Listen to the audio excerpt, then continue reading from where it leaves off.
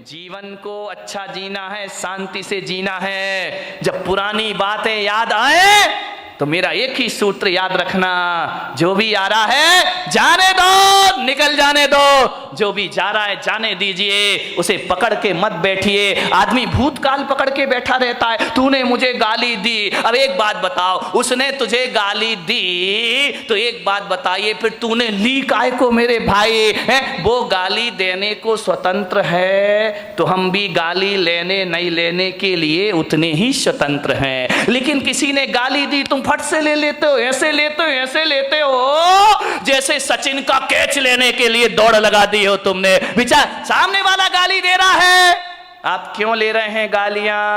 पहले जमाने में आपको मालूम है, अपने संवाद को भेजने के लिए लोग चिट्ठियां लिखा करते थे।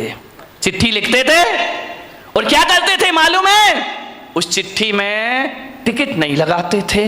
बैरंग चिट्ठी, बैरंग लेटर क्यों डालते थे? कि जल्दी पहुंच जाएगा। ध्यान रखिए, बाहर देश का स्टैंडर्ड, जल्दी पहुंचाने के लिए बेईमानियां शुरू हो गई। आप बताइए, जिस लेटर में चिट्ठी ना हो उस लेटर को बैरंग लेटर बोला जाता है, बैरंग चिट्ठी बोली जाती है। और वह चिट्ठी यदि सामने वाले के पास जाए और जब वो चिट्ठी लेगा तो क्या करना पड़ेगा उसको?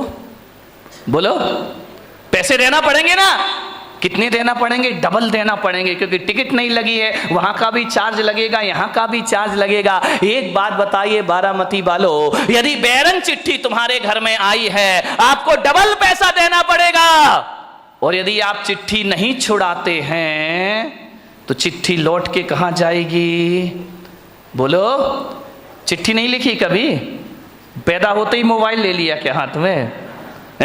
वह चिट्ठी लौट के वहीं जाती है जहां से आती है। यदि आपने चिट्ठी नहीं छुड़वाई तो बैरंग लेटर, बैरंग वापस चला जाता है, और जब वहां जाता है तो उससे डबल किराया वसूल किया जाता है। आपसे मेरा निवेदन है, गाली भी एक बैरंग चिट्ठी हुआ करती है, सामने वाला हमें दे रहा है, और यदि हम उस गाली को स्वीकार ना करें, उस गाली को ना लें, तो गाली लौट कर कहां जाएगी? जहां से आई है वही। लेकिन आदमी तो बैरंग चिट्ठी लेने को तैयार खड़ा है, पढ़ से ला क्या लिखा है। ध्यान रखना, जितना चिट्ठी भेजने वाला स्वतंत्र है, उतना लेने या नहीं लेने वाले आप भी स्वतंत्र हुआ करते हैं। किसी ने गाली बकी, आप लेते क्यों हो? उसको वापस छोड़ दीजिए, जहां से गाली आई है वहीं पर लौट कर चली जाए। भूतकाल के लिए कभी क्रोध मत करो, वो समय गुजर गया, वो परिस्थिति गुजर गई, वो वातावरण चला गया। क्रोध अभी तक सीने से लगा के बैठे हो, ध्यान रखिए, रात गई सो बात गई, भूल जाइए उसको। वरना कुछ लोग बचपन की दुश्मनी को आज तक अपने सीने से लगाकर, अरे किसी ने कुछ कह दिया, दो बातें कह दी, अरे तो क्या बिगड़ गया अपना है? यदि लड़ाई झगड़े में तुम जीत गए, जब भी ध्यान रखना, देवरानी से लड़ाई हो, सास से लड़ाई हो, भाई भाई की लड़ाई हो, बाप बेटे में लड़ाई हो, आदमी ये प्रयास करता है कि मैं जीत जाऊं, सामने वाला हार जाए तो बड़ी शांति मिला करती है। एक बात बताइए, आप एक बात मुझे बता दीजिए कि आप यदि छोटे मोटे झगड़ों में जीत गए तो क्या रामनाथ कोविंद आपको भारत रत्न का अवार्ड देंगे? नहीं नहीं देंगे तो बताओ, फिर खूब लड़ो, हाथ में डंडा ले लो, पत्थर, कौन सा सम्मान मिल जाएगा? यदि दो लोगों के विवाद में एक आदमी जीत गया तो उस समय ये सोचना, इससे मुझे कौन सी उपलब्धि मिल गई, कौन सा प्रधानमंत्री मेरा सम्मान कर देगा, कौन सा राष्ट्रपति मुझे अवार्ड देगा, कौन मुझे भारत रत्न बना देगा। आप बताइए, आप जीत भी गए भाई से झगड़ के, देवरानी से यदि जिठानी जीत भी गई तो कौन सा उसे वर्ल्ड कप इनाम में मिल रहा है? विचार करिए, आप इतना दिमाग लगा लीजिए, लड़ने की क्या जरूरत, झगड़ने की क्या जरूरत है? और इस लड़ाई में जीत भी गए तो कौन सा हमारा नाम हो जाएगा, कौन सी मालाएं हम पर डलेंगी? अरे इतना ही जीतने का शौक है ना, तो जाओ सीमा पर पाकिस्तान को जीत कर आओ, भारत तुम्हें सम्मान की निगाहों से देखेगा, हिंदुस्तान में तुम्हारा सम्मान बढ़ेगा। और मैं आपसे निवेदन कर रहा हूं, पाकिस्तान को जीतो या ना जीतो, महावीर की तरह खुद को जीत लो, दुनिया तुम्हें भगवान मानना प्रारंभ कर देगी, दुनिया तुम्हें पूजा करना प्रारंभ। जीतना है तो अपने आप से जीतो, लड़ना है, झगड़ा करना है तो अपनी गलत प्रवृत्तियों से झगड़ा करो। ये दुनिया तुम्हें महापुरुषों की श्रेणी में ले जा करके बेटा। आदमी छोटी मोटी लड़ाइयों को बहुत बड़ी जीत समझता है। दो भाई लड़ गए, जीत गए तो अरे हम तो बहुत बड़े विश्व विजेता बन गए। इन जीतों में, छोटी जीतों से खुश मत हो। यदि क्रोध को जीतना है तो ध्यान रखिए मान्यवर, बात छोटी है, बात बहुत बड़ी है। समझो तो बड़ी है, ना समझो तो बात की कोई कीमत नहीं है। ध्यान रखिए, दिक्कत इसी बात की है कि हम लोग छोटी जीत को बहुत बड़ी जीत समझा करते हैं। क्या होगा, किसी से बहस करने में जीत गए, ये बहुत बड़ी जीत नहीं होती है। जीते हो किसी ने देश तो क्या, हमने तो दिलों को जीता है। ध्यान रखिए, दिलों को जीतने का प्रयास करिए। किसी से लड़के जीत गए तो बहुत बड़े विजेता या सम्राट नहीं कहला जाओगे। एक बात याद रखना, यदि कमठ जीत भी जाता तो दुनिया उन्हें पारसनाथ नहीं मानती। रावण जीत भी जाता तो राम की तरह उनके मंदिर नहीं बनाए जाते। ध्यान रखना, रावण हार गया, राम जीत गए। लेकिन एक बात ध्यान रखना, राम इसलिए महान नहीं है कि उन्होंने रावण को मारा है। राम इसलिए महान है कि पूरे दो साल तक रावण से युद्ध चला, लेकिन राम के चेहरे की मुस्कुराहट कभी खत्म नहीं हुआ करती है। इसलिए राम के दुनिया में मंदिर बनाए जाते हैं। ध्यान रखिए, थोड़ा सा समझने का प्रयास करिए। मान्यवर, कई लोग भविष्य के झगड़े करते हैं, कई का क्रोध फ्यूचर टेंस को लेकर होता है। मेरा क्या होगा, कल कह रहा था ना वो सेठ, मेरे बच्चों का क्या धत तेरे की सामान 100 बरस का पल की खबर। क्यों जोड़ रहा, क्यों इतना सब कुछ कर रहा, आने वाली पीढ़ी के लिए जोड़ करके जा रहा हूं, उनका भविष्य बना रहा हूं। अपना बच्चों का भविष्य बनाने में भाई का भविष्य बिगाड़ देते हो आप। विचार करिए, अपने आने वाली पीढ़ियों के भविष्य के लिए वर्तमान पीढ़ियों को आप तबाह कर देते हो। ध्यान रखना है मान्यवर, भविष्य को लेकर क्रोध करते हैं।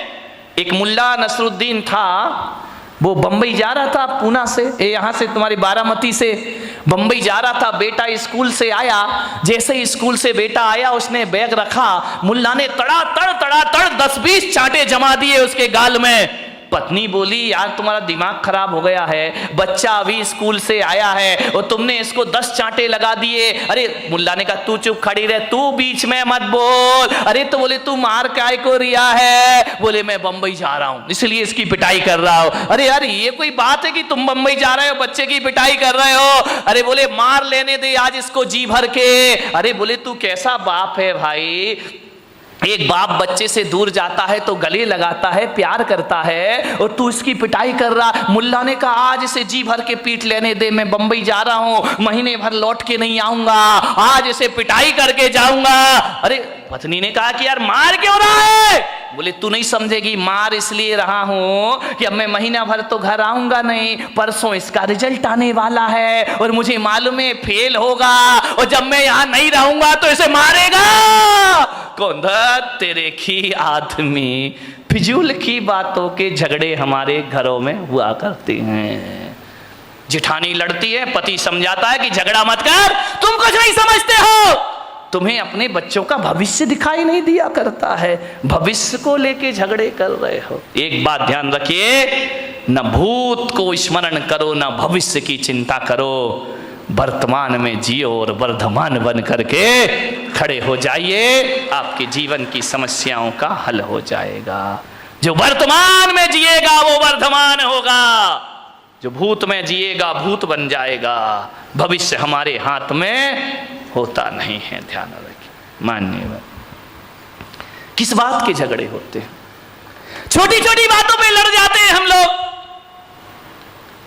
दिक्कत इस बात की है, जहां 4 लोग मिलते हैं, बात की शुरुआत तो बहुत अच्छे से होती है, इतने अच्छे से, लेकिन एंड बहुत बुरा हुआ करता है। लास्ट में हमारी सभाओं का, हमारी मीटिंगों का अंत लड़ाई झगड़े से हुआ करता है। इकट्ठे तो होते हैं, आओ बैठो कुछ विचार विमर्श करेंगे, ऐसा विचार विमर्श होता है कि बाद में हाथापाई पर नौबत आ जाया करती है। मान्यवर, आज संसद में क्या हो रहा है, विधानसभा में क्या हो रहा है, माइक फिक रहे हैं, कुर्सियां फिक रही हैं, जूते फिक रहे हैं, ये देश का आदर्श हो गया है।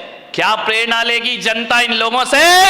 मान्यवर, जीवन को महान बनाना है तो सहन करना सीखिए। सहनशीलताएं खत्म हो गई हैं हमारी। दो बात किसी की कोई बर्दाश्त नहीं करता है।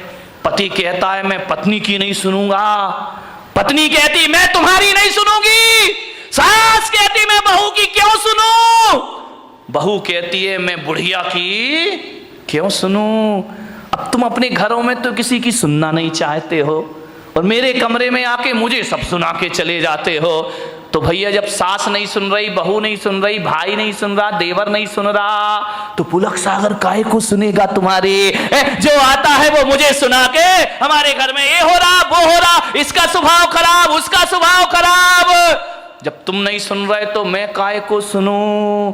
लेकिन मैं अपने को किस्मत वाला समझता हूं कि जो बच्चे माँ बाप की नहीं सुनते, जो सास ससुर की नहीं सुनते, जो भाई भाई की नहीं सुनता, देवरानी जिठानी की नहीं सुनता, मेरी किस्मत है कि घंटे भर तुम शांत होकर मुझे सुनते हो। इससे ज्यादा मेरी किस्मत दूसरी। कितने शांत होकर सुन रहे, मैं कुछ भी बोल रहा हूं, तुम तो बड़े शांति से सुन रहे। एक बात बताऊं बारामती वालों, इतने शांति से यदि घर की बातें सुन लो, घर वालों की सुन लो, तो तुम्हारे घर में झगड़ा होने का कोई चांस पैदा है। लेकिन हम घर में तो सुनना ही नहीं चाहते हैं। सास शेर तो बहू, कौन बोला सवा शेर, खूब लड़ी मर्दानी वो तो झांसी वाली। नहीं, थोड़ा सा सहन करो, सुनो, सुनने की कला डालिए, सुनाइए मत, ज्यादा मत सुनाओ किसी को, ज्यादा मत बोलो, कम बोलो, मौन रहो, ज्यादा मत बोलिए। ज्यादा बोलने के लिए पुलक सागर बैठा है ना तुम्हारी बारामती में, जितना भी ज्यादा बोलना मुझसे बुलवा लो, लेकिन तुम लोग ज्यादा, मेरी लोग सुन लेंगे, तुम्हारी कोई सुनने वाला नहीं है, ध्यान रखना। मान्यवर, विचार करिए, क्रोध आता है। मैं बच्चों से निवेदन करूंगा, घर में मम्मी पापा यदि लड़ते हैं तो मैं बच्चों को एक सूत्र दे रहा हूं। जो बच्चे नहीं आए हैं उन्हें मेरी ये सीडी सुना देना, प्रवचन सुना देना, यूट्यूब में दिखा देना, आपका क्रोध 2 मिनट में भाग जाएगा। जब मम्मी पापा बहुत क्रोध कर रहे हो ना, तो आजकल एक वो आया है, एक पेन है जिसमें रिकॉर्डिंग हो जाती ना, वीडियो बन जाती है, आवाज वॉइस रिकॉर्डिंग हो जाती है। जब मम्मी पापा लड़े बेटा तो पेन में रिकॉर्डिंग कर लिया करो, फिर देखना ये क्रोध में क्या क्या बकते हैं। और जब ये शांत हो जाए, और शांत होने के बाद भी नहीं, जब घर में कोई मेहमान आए तो उन्हें नमोकार मंत्र की धुन मत सुनाना, नमोकार मंत्र की झनकार नहीं, मम्मी पापा की टनकार सुनाना। उस समय पता लगेगा कि हम क्रोध में क्या क्या बोल गए। क्रोध में ध्यान रखना, क्रोध में आदमी बेहोश हो जाता है, उसे होश नहीं रहता कि मुझे क्या बोलना है। और एक बार एक आदमी तो क्रोध में इतना बोला, गुस्से में इतना बोला, अपने बच्चे को बोला, अब एक गधे की औलाद। बच्चे ने कहा सही कह रहे हो बापू, ध्यान रखिए, बीच आदमी होश थोड़ी रहता, मैं गुस्से में बोल के आ रहा हूं, अब एक गधे की औलाद। अब विचार करिए, उसने कहा, गुस्से में एक पति ने पत्नी से कहा कि क्यों नहीं, जब तेरी शादी हुई थी तू पागल थी क्या, जो मेरे से शादी, पागल थी क्या जो शादी के समय तूने नहीं देखा मुझे, अब तुझे गुस्सा आ रहा है, पागल थी क्या? पत्नी ने कहा पागल नहीं होती तो तुझसे शादी काहे को करती, ये पागल ही तो था।